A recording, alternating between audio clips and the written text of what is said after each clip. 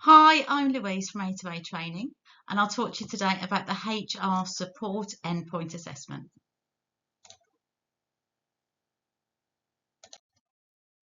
So there's two elements to the HR Support Endpoint Assessment. They're the consultative project and the professional discussion.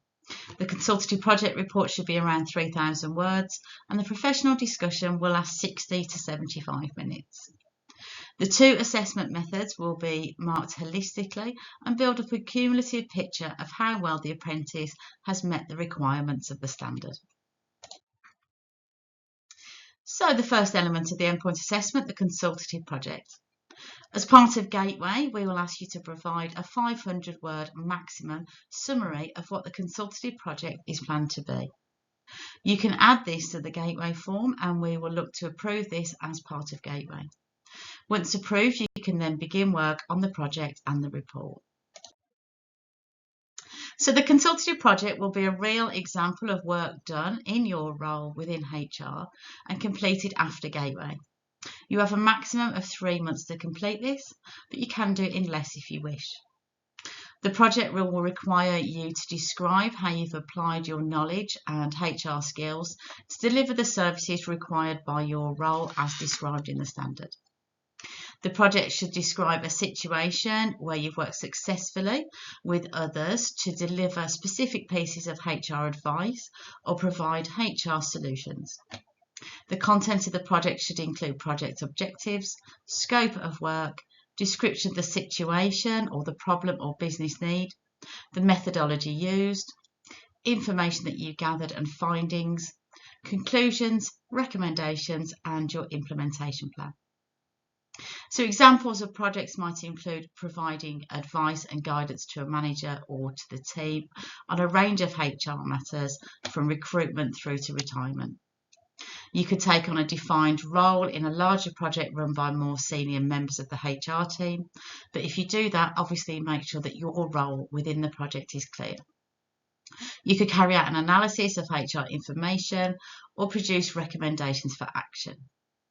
Your project report needs to be around 3,000 words. There is a tolerance of plus or minus 10% on that. And anything over the word count, we will simply stop marking. So with the consultative project, we've created a project structured document available for you to use, and your training provider will be given access to this. And this will help you cover all the key skills and behaviours required and ensure no areas are missed. If you use this form, there's no need to have any additional mapping documents with the project. As the consultative project will be relevant to your own business and job role, it might not be possible to cover every single KSB area expected within the project. And if this is the case, there's a maximum of 3 of the listed key skills and behaviours that you could cover in the professional discussion instead. If you want to do this, this needs to be agreed when the project is scoped at the start of the endpoint assessment and it's signed off by us as part of Gateway. So you'll need to add that to the Gateway report. The project will be marked before the professional discussion is carried out, and the professional discussion will be carried out within 2 weeks of the project being marked. So the professional discussion will be conducted online with your independent endpoint assessor after you've passed the project.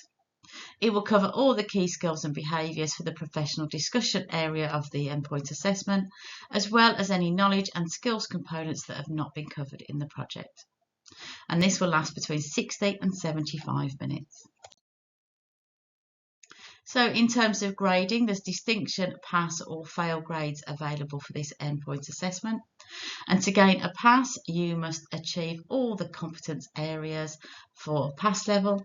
And distinction is designed to recognise apprentices who are seen as outstanding employees who are going above and beyond what is required to be competent in their role.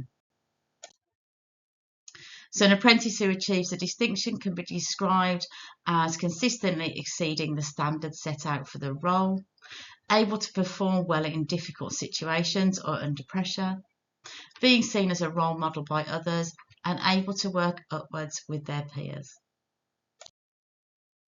So the overall grade that we arrive at is a cumulative grade of 50-50 weighting of the 2 scores from each of the assessment methods.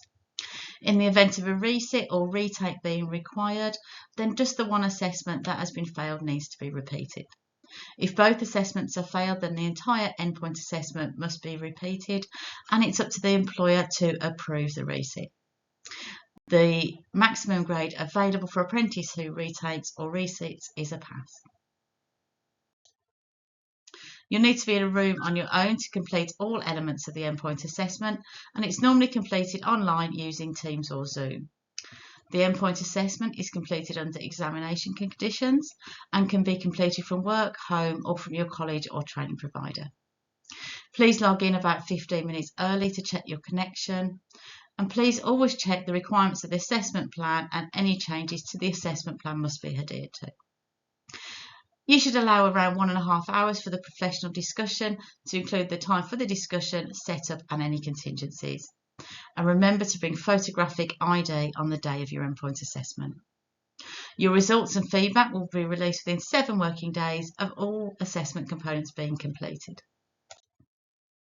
Good luck with your endpoint assessment, and here's our email address should you need us.